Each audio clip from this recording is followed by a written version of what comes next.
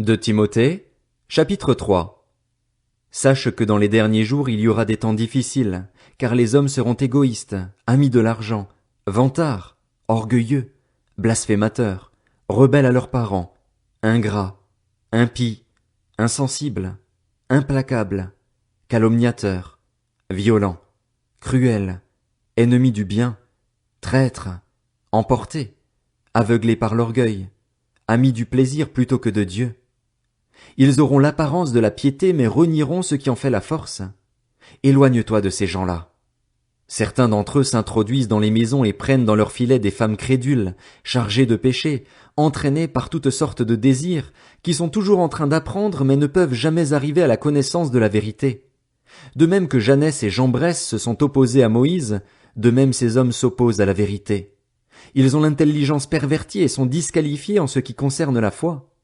Mais ils n'iront pas plus loin, car leur folie sera évidente pour tous, comme l'a été celle de ces deux hommes. De ton côté, tu as suivi de près mon enseignement, ma conduite, mes projets, ma foi, ma patience, mon amour, ma persévérance, ainsi que les persécutions et les souffrances que j'ai connues à Antioche, à Iconium, à Lystre. Quelle persécution n'ai-je pas supportée? Et le Seigneur m'a délivré de toutes. Du reste, tous ceux qui veulent vivre avec piété en Jésus-Christ seront persécutés, tandis que les hommes méchants et imposteurs avanceront toujours plus dans le mal en égarant les autres et en s'égarant eux-mêmes. Quant à toi, tiens ferme dans ce que tu as appris et reconnu comme certain, sachant de qui tu l'as appris. Depuis ton enfance, tu connais les saintes écritures qui peuvent te rendre sage en vue du salut par la foi en Jésus-Christ. Toute l'écriture est inspirée de Dieu et utile pour enseigner, pour convaincre, pour corriger, pour instruire dans la justice, afin que l'homme de Dieu soit formé et équipé pour toute œuvre bonne.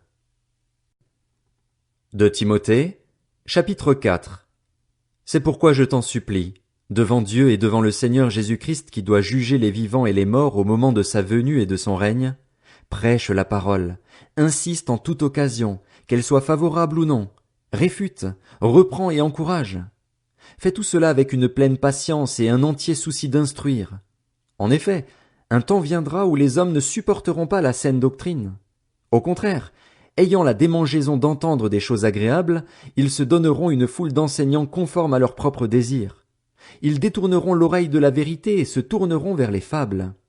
Mais toi, sois sobre en tout, supporte les souffrances, accomplis la tâche d'un évangéliste, remplis bien ton ministère. Pour ma part, en effet, je suis déjà comme sacrifié et le moment de mon départ approche. J'ai combattu le bon combat, j'ai terminé la course, j'ai gardé la foi. Désormais, la couronne de justice m'est réservée.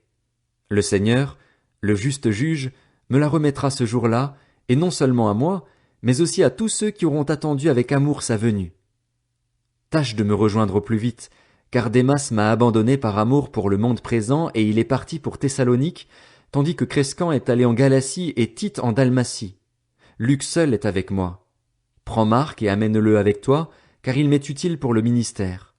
Par ailleurs, j'ai envoyé Tychique à Éphèse. Quand tu viendras, rapporte-moi le manteau que j'ai laissé à Troas chez Carpus et les livres, surtout les parchemins.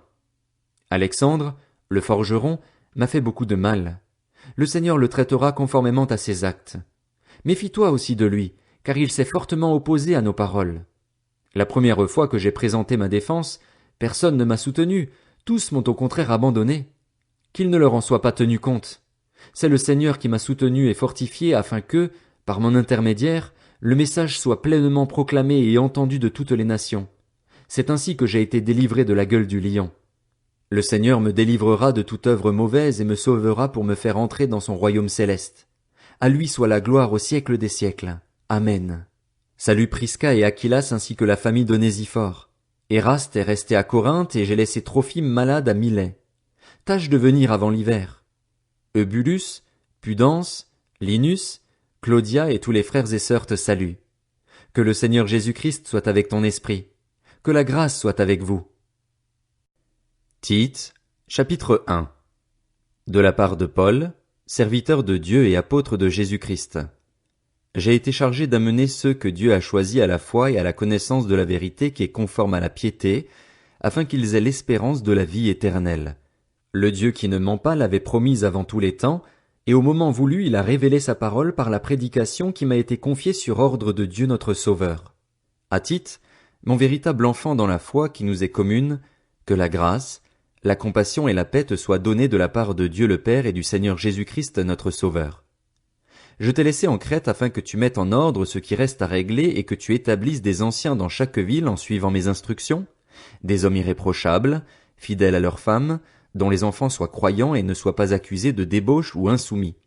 En effet, en tant qu'intendant de Dieu, il faut que le responsable soit irréprochable.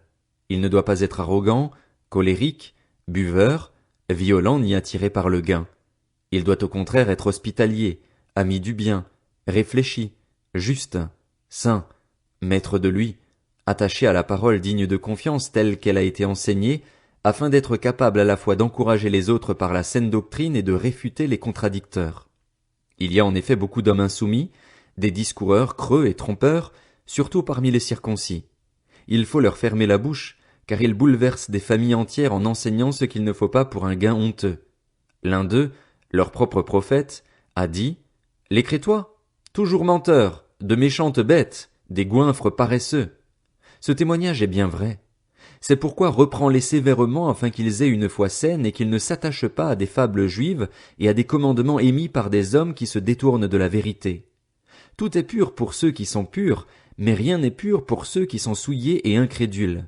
Bien plus, leur intelligence et leur conscience sont souillées. Ils prétendent connaître Dieu, mais ils le renient par leur manière d'agir. Ils sont abominables, rebelles et incompétents pour la moindre œuvre bonne.